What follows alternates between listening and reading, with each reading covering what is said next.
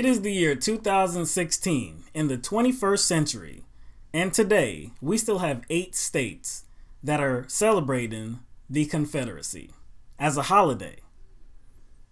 8 states. Let me read them off to you. Alabama, Mississippi, North Carolina, right here in South Carolina, Virginia, Louisiana, Tennessee, and Texas. 8 states. And actually it's 9 if you include Georgia.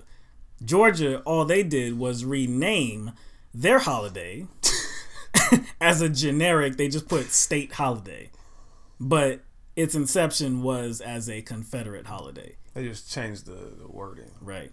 And then 3 of these states, Alabama, Georgia, and Mississippi, these are paid holidays. State offices are closed in Alabama and Georgia. Now in Mississippi, the state offices can be closed. It's at the discretion of the agency or the department head. So that suggests that there's it's a celebration. Yes. Okay. It is a celebration. That's an important point to make. It's a very important point. Also, Virginia's Confederate holiday, it was actually in response to the federal holiday that was honoring one Martin Luther King Jr. So again, to me, that screams of some sort of retaliatory, holiday. Yep. Oh, King? Straight. What King means to them is probably something different. Total opposite, right? Mm-hmm. They had the nerve to lump 3 figures into one holiday and call it Lee Jackson King Day, as in General Lee and General Stonewall Jackson and Martin Luther King Jr. All 3 of them together in one holiday. This was in place until the year 2000 when they separated out General Lee and Stonewall Jackson and just made them have a separate holiday to themselves. If that's not the most ridiculous thing I've heard, it's wow. It's just wow. It's just absolutely wow. But look, it's the Confederacy, man. It's about pride. It's about heritage, right? Again, those are just abstract terms. They don't mean anything. What's the context behind the pride? What's the context behind the heritage? Exactly. You see what I'm saying? Yeah. That those are just empty words. Mm-hmm. And I think people just use those as some sort of talking point. Yeah, that's really it. Yeah, really, there's nothing behind it. I always, if somebody is to say that, they're displaying the Confederate flag because it's a symbol of their heritage, their ancestors, and they're proud, they're prideful in it, right? I gotta ask, what gives you pride? What are you proud about? Yeah, what exactly. Specifically, I want to know exactly what you are proud about. Because and we've talked about this so many times. Let's say I had an ancestor that was a Holocaust survivor. Yeah. But no. I'll say, let's say he was just a horrible, murderous bastard. You know what I'm saying? He was a butcher, killed a whole bunch of people, right? But he's in my bloodline. And I decide I'm going to display his image on my shirt and just be like, yo. I have pride in my uncle or pride in my granddad. I'm repping this dude right here. Yeah, because he's part of my heritage. You know what I'm saying? We blood. Would that be appropriate? I mean, it wouldn't be politically correct. No, it wouldn't be PC. But if somebody had to say something about it, they wouldn't be out of line. No. Now, the interesting thing about people who do fly the Confederate flag is that they simultaneously fly the American flag, the United States flag, and boast about their patriotism. It's complete nonsense. That seems like a contradiction to me. It is, because the Confederate flag and the American flag stood for 2 completely different things. And they have this. It's funny because, like I said, some of these, Southern conservatives are always like, America, flying the flag. Right. They have the flag T-shirts. They have the American flag bumper sticker or American flag plaque in their window. And I'm just thinking, Like, and they're the main ones who always complain when people are stomping on the flag and burning it. But I'm like, you're actually doing that by juxtaposing it, like, in a good way. They're juxtaposing it in a good way, though. But with the Confederate flag. But their point is that, look, the Confederacy was not about slavery, Mike. It was about states' rights, okay? That's another they fought for states' rights. That's another arbitrary, empty talking point. But what does that even mean? Why, Mike? It's purposeful. They're not dumb. They're not dumb as I'm sorry, they're not dumb. They know exactly what it was about. That's why you just throw that out there. So if it's about states' rights, okay, the natural next question I have is, what state right was it about then? Because if there was a contentious battle, there would have to be some kind of disagreement between these Confederate states and the Union, right? Because there would have to be something that you disagreed with and you deemed that it was a state right. So what was that issue? What was that issue that caused you to leave the Union? Could it have been slavery? Is it possible that it was slavery? Well, according to those that kind of cling to their Confederate roots and celebrate it, they are adamant that it wasn't. Okay, so if we look at, because when the states left, right, they made declarations, right?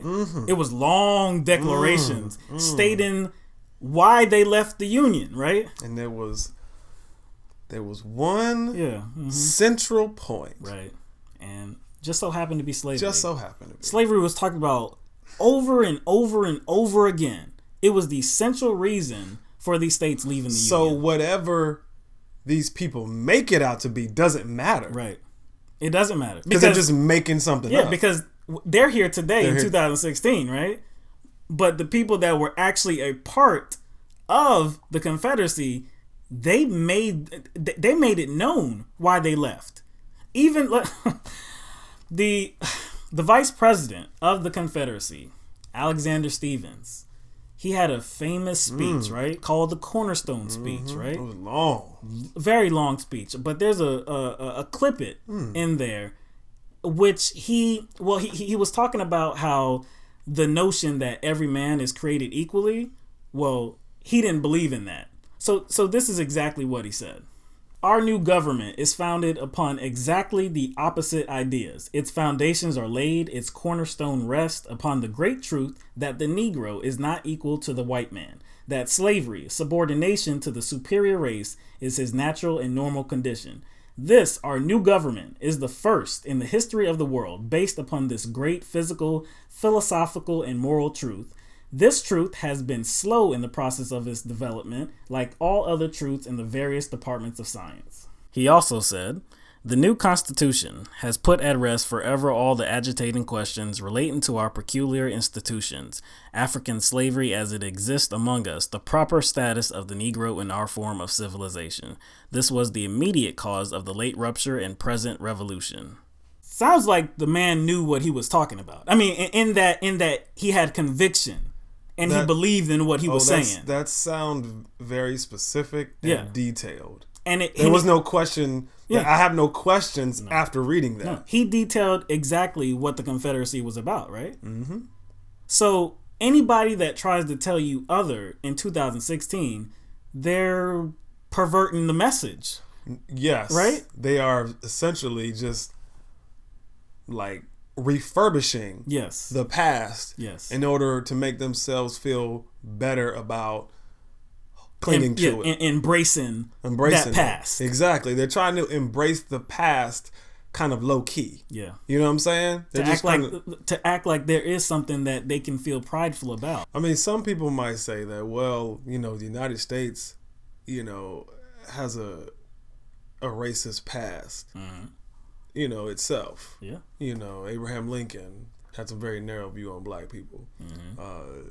The North, they weren't completely for racial equality either. No. So, okay, that's a good point. But the United States was, at that time, the Union, they were trying to get the country to move forward from that. That's right. You know what I'm saying? Because that's where the that's where the argument really was, because Lincoln didn't even state before they had seceded, before the South seceded, he didn't state that they needed to do away with slavery. Mm-hmm.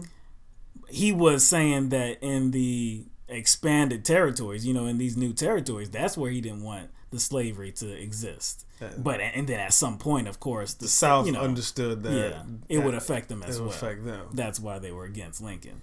But yeah, Lincoln wasn't this guy, especially at the onset of the Civil War.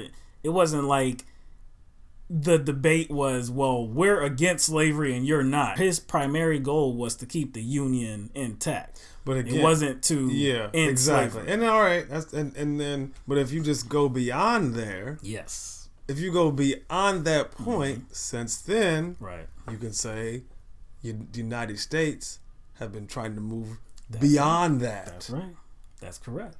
And it was the Union that eventually was like, well, look, we want to do away with slavery. So look, we're not